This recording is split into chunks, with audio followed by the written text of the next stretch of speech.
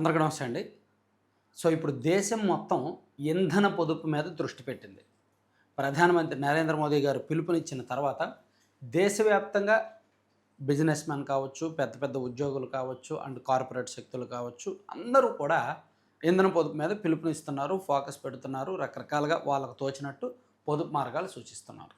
అలాగే కేంద్రం చెప్పిన ఒక మంచి సలహా అండ్ రాష్ట్ర ప్రభుత్వం కూడా తీసుకున్న ఒక సలహా ఏమిటంటే ఈవీ కార్లను ప్రమోట్ చేయాలి అని. ఈవీ కార్లను సాధ్యమైనంత ఎక్కువగా ఈవీ కార్లు అండ్ బ్యాటరీ వెహికల్స్ ఉపయోగించాలని. ఇది ఈవీ కార్లు కావచ్చు లేదా ఈవీ బైక్స్ కావచ్చు. సో ఇప్పుడు మన సబ్స్క్రైబర్స్ చాలామంది నేను ఈవీ కార్ల మీద మొన్న ఒక చిన్న సంక్షిప్త వీడియో ఒకటి చేశాను. బేసిక్ ఐడియాలజీ కోసం ఒక వీడియో చేశాను. ఈవీ కార్ల సమస్య అంటే అది ఇదని. సో దాని మీద మన సబ్స్క్రైబర్స్ చాలామంది కొంచెం డీటెయిల్డ్గా అడుగుతున్నారు. అసలు ఏమేమి అందుబాటులో ఉంటాయి, దాని ఫీచర్లు ఏంటి, కొంటే సమస్యలు ఏంటి, అసలు ఏం చూసుకోవాలి ఏంటి, ఇలా కొంచెం డీటెయిల్డ్గా చేయమని అడుగుతున్నారనమాట. సో నేను ప్రస్తుతం ఈవీ కారు వాడుతున్నా. నాది టాటా హ్యారియర్ అనమాట. Tata Harrier stealth black EV car నేను 31 లక్షలకు కొన్నాను. కొని ఒక 4 నెలలు అయింది. పెర్ఫార్మెన్స్ బాగుంది. రేంజ్ ఒక 480 to 500 వరకు వస్తుంది. సాటిస్ఫై కొన్నందుకు. ఈఎంఐ నెలకు 36,000 ఈఎంఐ కడుతున్నాను. డౌన్ పేమెంట్ ఒక 6 లక్షలు కట్టాను. సో ఇక్కడ మనం మన అవసరాన్ని బట్టి మనకి దేనికి అవసరం, మనం ఎంత తిరుగుతాం. యాక్చువల్ నేను వారంలో ఒక 3 రోజులు 4 రోజులు స్టూడియోలో ఉంటా. ఒక 3 రోజులు 2 లేదా 3 రోజులు ఖచ్చితంగా ఎక్కడికో ఒకరికి బయట తిరుగుతా. అది వైజాగ్ వైపు అంటే విజయవాడ నుంచి వైజాగ్ వెళ్ళొచ్చు, విజయవాడ నుంచి హైదరాబాద్ వెళ్ళొచ్చు, ఎటైనా వెళ్ళొచ్చు. అంటే అరౌండ్ ఒక 350 to 400 కిలోమీటర్స్ ఒక రౌండ్. సో నాకు కొంచెం ప్రీమియం రేంజ్ అవసరమైంది కాబట్టి ఒకసారి ఛార్జింగ్ పెడితే 400 కిలోమీటర్లకు పైగా అవసరం కాబట్టి నేను అది తీసుకున్నాను. ఇక్కడ మనం ఈవీ కారు తీసుకోవాలి అనుకున్నప్పుడు మనం ఫస్ట్ ఆలోచించాల్సింది మన పర్పస్ ఏంటి. మనం వితిన్ ద సిటీలో తిరగాల, లేదా ఒక 100-200 కిలోమీటర్ల రేడియస్లో తిరగాల, లేదా లాంగ్ జర్నీస్ చేయాలా, దాన్ని బట్టి ఆ పర్పస్ని బట్టి మనం ఆలోచించాలి. నార్మల్గా ఓన్లీ హైదరాబాద్ సిటీ లేదంటే విజయవాడ గుంటూరు మధ్య, లేదంటే విజయవాడ నుంచి ఒంగోలు చీరాల వెళ్ళి రావడం, లేదా విజయవాడ నుంచి ఏలూరు వైపు రావడం, లేదా విశాఖపట్నం నుంచి శ్రీకాకుళం నుంచి విశాఖపట్నం, ఈ వితిన్ 150-200 కిలోమీటర్స్ లోపు అనుకోండి మనం లో రేంజ్ అంటే బడ్జెట్ ఈవీల్లోకి వెళ్ళిపోవచ్చు. బడ్జెట్ ఈవీలు అంటే ఉదాహరణకు ఎంజీ కోమెట్ ఈవీ, ఇది స్టార్టింగ్ ఇది 230 కిలోమీటర్లు వస్తుంది. ఒకసారి ఫుల్ ఛార్జింగ్ పెడితే 230 కిలోమీటర్ల రేంజ్ వస్తుందని కంపెనీ వాడు చెప్తున్నాడు. కానీ అది వాడుతున్న వాళ్ళు మన సబ్స్క్రైబర్ ఒక ఆయన, మన ఫ్రెండ్ వాడుతున్నాడు. ఆయనేమో 180-190 వస్తుందని చెప్తున్నాడు. సో వారు విజయవాడ నుంచి Guntur daily up and down చేస్తారంటే సరిపోద్ది అనమాట. సో అది మార్కెట్లో ఎంత అంటే సుమారుగా ఒక 7.5-8 లక్షల వరకు ఉంది. సో ఇది విత్ ఇన్ ద లిమిట్స్లో ఒక 100-150 కిలోమీటర్లు రైడ్ చేసే వాళ్ళకి చాలా బెస్ట్ కంఫర్ట్. అలాగే ఇదే రేంజ్లో టాటా టియాగో కావచ్చు, టాటా పంచ్ కావచ్చు ఉన్నాయి. ఇవి కూడా ఒక 8-9 లక్షలు 10 లక్షల రేంజ్ వరకు పడతాయి.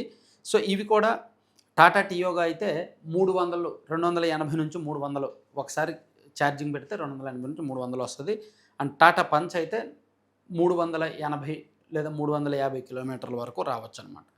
సో నెక్స్ట్ అంటే మనం ఈవీ కొనాలి అంటే ఫస్ట్ చూడాల్సింది బ్యాటరీ కెపాసిటీ. ఆ బ్యాటరీ ఎన్ని వాట్స్. సో మ్యాక్సిమం 79 ఉన్నట్టుంది. మహేంద్ర 9S 79 ఇస్తున్నారు అనుకుంటా.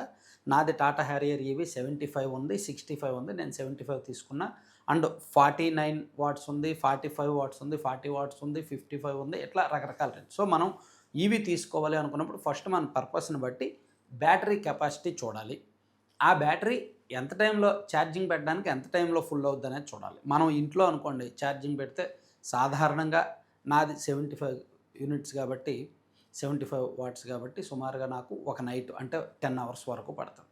సాధారణంగా కొన్ని అంటే వాళ్ళు ఇచ్చే బ్యాటరీ ఏంది ఛార్జర్ కెపాసిటీని బట్టి కూడా ఉంటుంది. మహేంద్ర వాళ్ళేమో 14 వాట్స్ ఇస్తున్నారంట, టాటా వాళ్ళేమో 7 వాట్స్ ఇస్తున్నారు. అట్లా వాళ్ళు ఇచ్చే కెపాసిటీని బట్టి ఉంటుందన్నమాట. సో అంటే మనం చూడాల్సింది first battery capacity and range. ఒకసారి ఛార్జింగ్ పెడితే ఎన్ని కిలోమీటర్లు వస్తుంది. కంపెనీ వాడు ఇచ్చేదానికి ఒక 50, ఒక 10-20% మనం తక్కువే వేసుకోవాలి కంపెనీ వాళ్ళు ఇచ్చేదానికి. అలాగే ఫాస్ట్ ఛార్జింగ్ సపోర్ట్ ఉందా లేదా. ఇప్పుడు మనం ఇంట్లో రెగ్యులర్గా పెట్టుకోలేం కదా. ఎప్పుడైనా బయటకు వెళ్తే ఫాస్ట్ ఛార్జింగ్ ఎక్కాలి. బయట ఛార్జింగ్ పెట్టి గంటలు వెయిట్ చేయడం. సో అరగంటలో ఛార్జింగ్ స్పీడ్గా ఫాస్ట్ ఛార్జింగ్ ఎక్కుద్దా లేదా అనేది బ్యాటరీ మోడల్ని బట్టి ఉంటుంది. అది కూడా కొనుక్కోవాలి. అంటే కొన్ని మోడల్స్ చాలా రేర్ మోడల్స్ ఏంటంటే ఓన్లీ ఇంట్లో స్లో ఛార్జింగే ఎక్కుతాయి, ఫాస్ట్ ఛార్జింగ్ సపోర్ట్ చేయవు. అటువంటిది తీసుకోవడం అనవసరం. అత్యవసర పరిస్థితుల్లో మనం ఛార్జింగ్ పెట్టుకోలేం. అలాగే సర్వీస్ నెట్వర్క్ వీళ్ళకి ఎక్కడెక్కడ ఉంది అనేది చూసుకోవాలి. అలాగే దానిలో ఉన్న ఫీచర్స్ ఏంటి, బ్యాటరీ వారంటీ ఏంటి. కొన్ని బ్యాటరీలు 7 సంవత్సరాలే వారంటీ ఇస్తున్నారు, కొన్ని ఏమో లైఫ్ టైం వారంటీ ఇస్తారు. లైఫ్ టైం అంటే 14 ఇయర్స్ అనమాట, ఇవ్వచ్చు అనమాట. అలాగే మన రోజువారీ డ్రైవింగ్ అవసరం ఏంటనే దాన్ని బట్టి ఉంటుంది. సో నేను అంటే ఇలా ఈవీ తీసుకోవాలంటే మనం సెలెక్ట్ చేసుకోవాల్సినవి ఇవ్వండి. ఒకటి మాత్రం నిజమండి, పెట్రోల్ డీజిల్ వెహికల్స్ కంటే ఈవీ వెహికల్స్లో ఫీచర్స్ బ్రహ్మాండంగా ఉంటాయి, అద్భుతమైన ఫీచర్స్ ఉంటాయి. సో మనకు చూడండి, నార్మల్ కీప్యాడ్ ఫోన్కి స్మార్ట్ ఫోన్కి మారిన తర్వాత ఎలా ఉంటుందో, ఈ పెట్రోల్ వెహికల్కి ఈవీ వెహికల్కి మారిన తర్వాత అంత ఫీచర్స్ వచ్చేస్తాయి అన్నమాట. సో దీనిలో కూడా ఫీచర్స్లో అయితే మాత్రం ఎక్కువ నేను చూసింది మహేంద్ర ఎక్స్ఈవి వాళ్ళు 9S 9E అని ఉన్నాయి. సో ఆ రెండిట్లో విపరీతమైన ఫీచర్స్ ఉంటాయి. అది రేంజ్ కూడా ఇది వాళ్ళు 550+ చెప్తున్నారు రేంజ్. అండ్ అది రేట్ కూడా ఎక్కువే ఉంది, 30 లక్షలకు పైగా ఉంటుంది. హై అండ్ అయితే 33 లక్షల వరకు ఉండవచ్చు. అలాగే ఎంజీ విన్సర్, అది కూడా ఇప్పుడు ఫీచర్స్ చాలా బాగుంటాయి. దానిలో పెద్ద స్క్రీన్ ఒకటి ఇస్తారు, ఒక పెద్ద టీవీ లాగా స్క్రీన్ ఇస్తారు, దానిలో విపరీతమైన ఫీచర్స్ ఉంటాయి.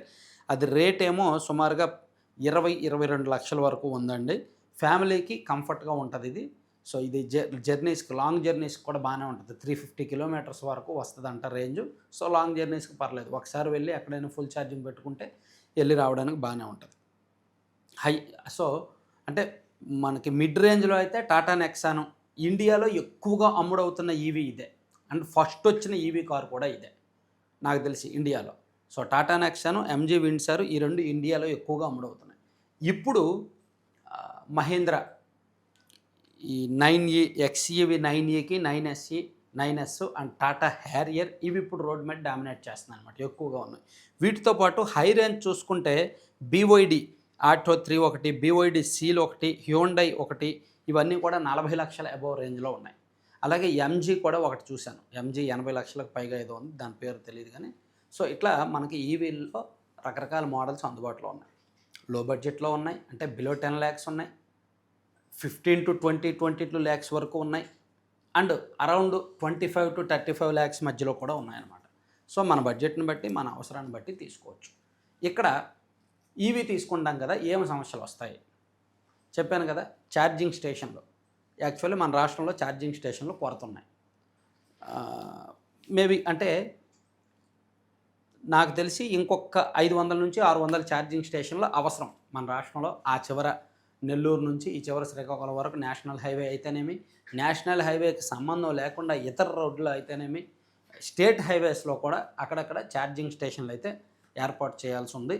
సో రాష్ట్ర ప్రభుత్వం కూడా ఇంకో 2 ఏళ్లలో 600 ఛార్జింగ్ స్టేషన్లు ఏర్పాటు చేయడానికి ఒక కంపెనీతో కూడా టైఅప్ పెట్టుకుందాం అంటున్నారు. అది వస్తే బాగానే ఉంటుందండి. అలాగే సపోర్ట్, ఇవి ఒక్కొక్కసారి ఏంటంటే బ్రేక్ డౌన్ అవుతుంటాయి. బ్రేక్ డౌన్ అయినప్పుడు వీళ్ళు ఎంతవరకు సపోర్ట్ ఇస్తారు అనేది చూడాలి. సో ఇంకా ఇబ్బందులు ఏమీ ఉండవండి. ఇంకా నేను ఇచ్చే ఒక పెద్ద సలహా ఏమిటంటే, ఇవి తీసుకోవాలి అనుకున్న వాళ్ళు అట్లీస్ట్ ఒక 3 kV అయినా సరే ఇంట్లో సోలార్ పెట్టించుకుంటే మంచిది. నేనైతే మన స్టూడియో రిక్వైర్మెంట్కి తగ్గట్టు ముందే 8 kV పెట్టించుకున్నా, 1 year బ్యాక్ సోలారు 8 kV పెట్టించుకున్నా కెపాసిటీ. సో ఎప్పుడైతే నేను ఈవీ కార్ తీసుకున్నానో ఇంకో 3 kV పెంచి 11 kV ఇప్పుడు నాకు ఉంది. నాకు యావరేజ్గా రోజుకి 30 నుంచి 35 యూనిట్లు కరెంటు ప్రొడ్యూస్ అవుతుంది. అందులో నేను ఉపయోగించుకునేది అరౌండ్ 25 నుంచి 30 యూనిట్లు, అంటే రోజుకు ఒక 4-5 యూనిట్లు మిగులుతుందన్నమాట నాకు. సో మీకు కూడా ఏది సోలార్ కావాలంటే, మీరు ఈవీ తీసుకున్నా తీసుకోకపోయినా సోలార్ పెట్టుకుంటే మంచిది. మీకు సోలార్ కావాలంటే స్క్రీన్ మీద ఆ ఇందిరా సోలార్ వాళ్ళ నెంబర్లు ఉన్నాయి, ఒకసారి ఫోన్ చేయండి. ఈ యాడ్ ఉంది కదా, ఆ స్క్రీన్ మీద కనిపిస్తున్న నెంబర్లకు ఫోన్ చేయండి. మీకు సోలార్ పెట్టించుకుంటే మంచిది. అంటే మీరు ఈవీ కార్ తీసుకోకపోయినా ఇంట్లో సోలార్ పెట్టుకుంటే మంచిది. ఏంటంటే కరెంటు బిల్లు రాదు, ప్లస్ మీరే కరెంట్ తయారు చేసి తిరిగి గవర్నమెంట్కి ఇవ్వచ్చు. గవర్నమెంట్ మీకు ఒక్కొక్క యూనిట్కి 2.5 రూపాయలు చొప్పున తిరిగి ఇస్తుంది, మంచిది. ఇప్పుడు అందులోకి ఎండాకాలం కాబట్టి ప్రొడక్షన్ బాగుంటుంది, ఎక్కువ ప్రొడ్యూస్ అవుతుంది. సో ప్రభుత్వం కూడా సోలార్ పెట్టించుకోమని చెప్తోంది. సో ఇంకా ఎంతకాలం మనం ఆ బయట కరెంట్ మీద ఆధారపడతాం? మన కరెంట్ మనమే తయారు చేసుకుందాం. అవసరమైతే మనం కరెంట్ తయారు చేసి బయటకి ఇద్దామనే ఆలోచన ఉన్న వాళ్ళు ఒకసారి స్క్రీన్ మీద కనిపిస్తున్న యాడ్ వాళ్ళకి ఫోన్ చేసి సోలార్ ప్రపోజ్ తీసుకొని మన ఛానల్ పేరు చెప్పండి, మేబీ ఎంత తగ్గిస్తారు తగ్గించమని నేను కూడా మాట్లాడతాను. ఎంత అనేది ఖచ్చితంగా చెప్పలేం గానీ, బయట మార్కెట్‌తో పోలిస్తే వీళ్ళైతే మంచి క్వాలిటీ ప్యానెల్ చేస్తారు. అండ్ రేట్ కూడా తక్కువకే ఇస్తారని నమ్మకం అనమాట. మన సబ్స్క్రైబరే ఆదిత్య అని విజయవాడ తాడేపల్లిగూడెం వాళ్ళది. విజయవాడలో ఆఫీస్ ఉందన్నమాట. సో, ఇందిరా సోలార్ వాళ్ళని ఖచ్చితంగా నమ్మొచ్చు. సో, అది ఈవీ కార్ తీసుకున్న వాళ్ళు సపోర్ట్‌గా సోలార్ ఉంటే మంచిది. దానివలన ఏంటంటే మనకి ఖర్చు అవ్వదు. సోలార్ నుంచి కరెంట్ వస్తది. ఈవీ కార్ బ్యాటరీ ఛార్జింగ్ పెట్టేస్తాం అయిపోద్ది. బయట ఎక్కడైనా ఎమర్జెన్సీ పర్పస్‌లో పెట్టుకుంటే చాలు. అయితే ఇదంతా మాట్లాడుకున్నాం కదా! ఒకవేళ సోలార్ పెట్టకపోతే ఎంత ఖర్చు అవుద్ది? ఎంత ఖర్చు అవుద్దండి? మ్యాక్సిమం మనం తిరిగేదాన్ని బట్టి నెల మొత్తం మీద ఒక 10 సార్లు ఛార్జింగ్ పెట్టామనుకోండి, ఒక 500 కరెంట్ బిల్ ఎక్కువ వస్తది. 500 నుంచి 700 కరెంట్ బిల్ ఎక్కువ వస్తది. అది పెద్ద భారం కాదు కదా! అయితే బయట ఛార్జింగ్ పెడితే మాత్రం ఈ ఈవీ కార్లకి ఛార్జింగ్ కాస్ట్ కొంచెం ఎక్కువే ఉంది. యూనిట్‌కి రూ. 25 ఛార్జ్ చేస్తున్నారు బయట ఛార్జింగ్ పెట్టినప్పుడు. సో, అది ఎక్కువ ఉంది. అది కొంచెం తగ్గిస్తే, అది గనక రూ. 15 లోపు ఉంటే ఖచ్చితంగా ఈవీ కార్లు ఎక్కువ మంది కొంటారు. బయట ఛార్జింగ్ పెట్టినప్పుడు ఒక యూనిట్ రూ. 25, దాంతో పాటు దాని మీద 18% జీఎస్టీ కూడా. సో, అదే ఇబ్బందనమాట. మిగిలిందంతా ఈవీ కార్లకు వచ్చిన ప్రాబ్లమ్ ఏమీ ఉండదు.